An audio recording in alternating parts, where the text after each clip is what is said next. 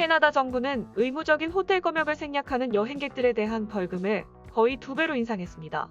캐나다 정부 웹사이트에 따르면 정부가 승인한 검역 호텔에서 입국 후 첫 3일을 보내지 않는 해외 입국자들은 6월 4일부터 $5,000의 벌금을 물게 됩니다. 이전까지의 벌금은 $3,000였는데요. 이러한 벌금 인상은 일부 사람들이 지정된 호텔에서 3일간의 자가격리 기간을 끝내는 대신 벌금을 내는 것을 선택하는 경우가 있기 때문이었다고 전했습니다.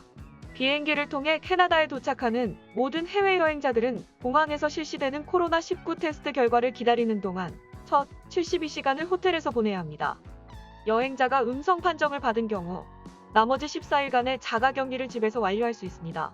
현재 모든 여행자는 캐나다 입국 시 백신 접종 여부에 관계없이 2주 동안 자가격리를 해야 합니다.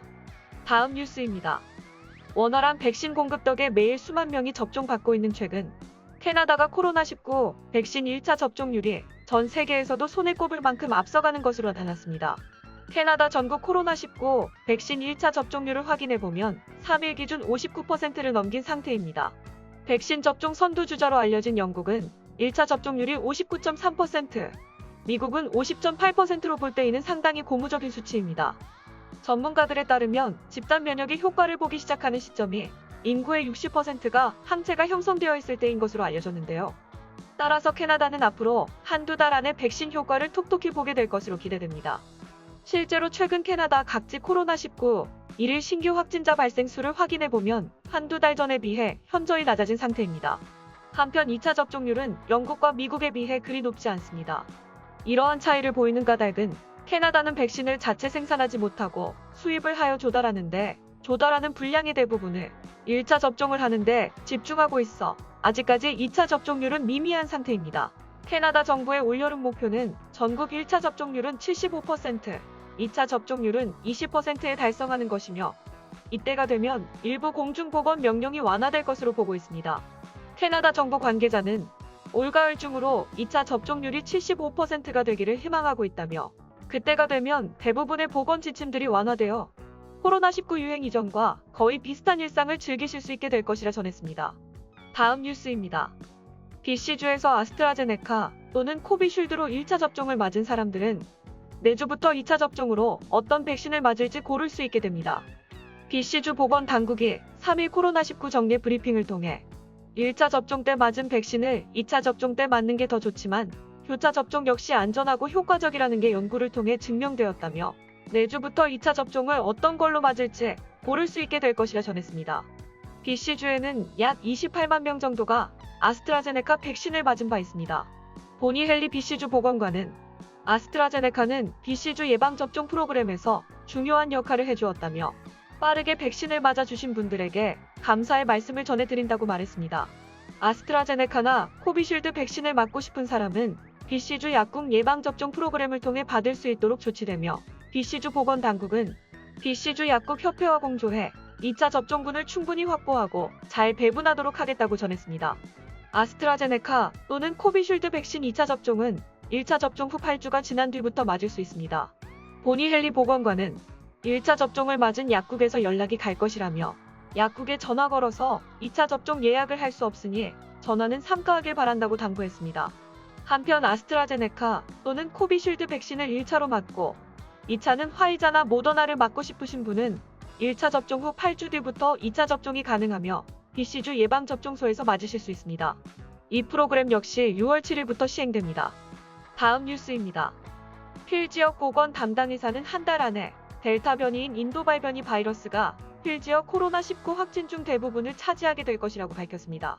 로 박사는 브램튼의 주간 코로나19 업데이트 발표 중 최근 세계보건기구에서 델타라고 불리는 B1.617 변이가 한 달 안에 현재 변이 바이러스의 대부분을 차지하는 B1.7알파 변이를 추월하고 대체될 것이라고 말했습니다. 현재 델타 변이는 알파 변이보다 전염력이 높고 심각성도 높은 것으로 알려져 온타리오주가 4차 대유행을 막기 위해 신중하게 재개장을 하는 것에 동의한다고 덧붙였습니다.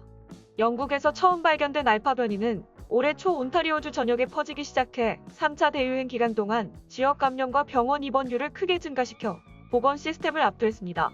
또한 4월 내내 일일 신규 확진자 수가 4,000명을 넘어섰으며 이로 인해 온타리오주 정부는 학교를 폐쇄하고 스테이 앳 홈 명령을 내렸습니다. 현재 인도 전역으로 급속히 확산되어 수많은 사망자를 초래한 델타 변이는 4월 말 온타리오에서 처음 확인되었습니다. 영국에서 실시한 최근 연구에 따르면 델타 변이는 알파 변이보다 전염성이 높고 젊은 성인들에게 더 심각한 증상을 일으킬 수 있다고 확인되었습니다. 온타리오 공중보건에 따르면 현재까지 필 지역에서의 델타 변이 확인 사례는 최소 97건, 온타리오주에서는 총 322건입니다. 하지만 온타리오 공중보건은 델타 변이를 쉽고 빠르게 감지할 수 있는 선별 방법을 개발하지 못해 양성 결과를 받는데 오래 걸리고 델타 변이가 얼마나 빠르게 퍼지고 있는지 정확히 예측하지 못하고 있습니다. 로 박사는 델타 변이를 퇴치하기 가장 좋은 방법은 신중한 재개방과 더불어 백신 접종의 조합이라고 덧붙였습니다. 다음 뉴스입니다.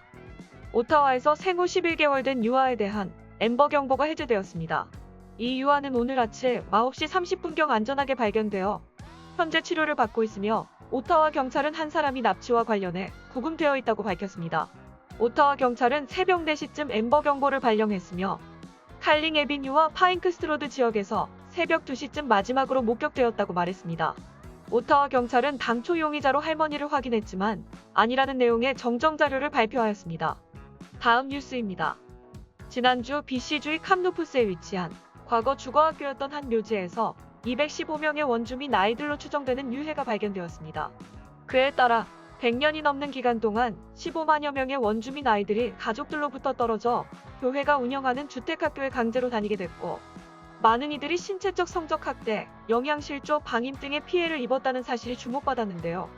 이 어두운 진실에 대해 배우고 되새기는 마음을 갖기 위해 매년 9월 30일은 이제 법정 공휴일이 됩니다.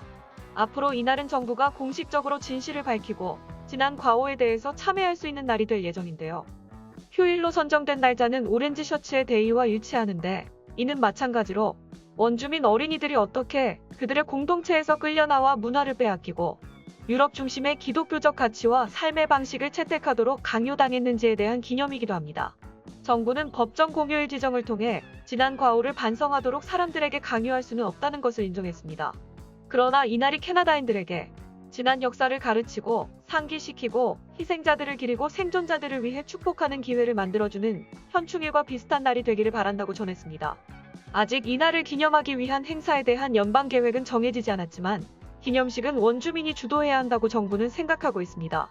한편 새로운 법정 공휴일이 지정됨에 따라 연방정부는 매년 거의 1억 6,600만 달러의 생산성 손실을 입게 될 것이며 연방정부의 규제를 받는 고용주들은 2억 2,300만 달러의 추가 비용이 들 것이라고 추정했습니다.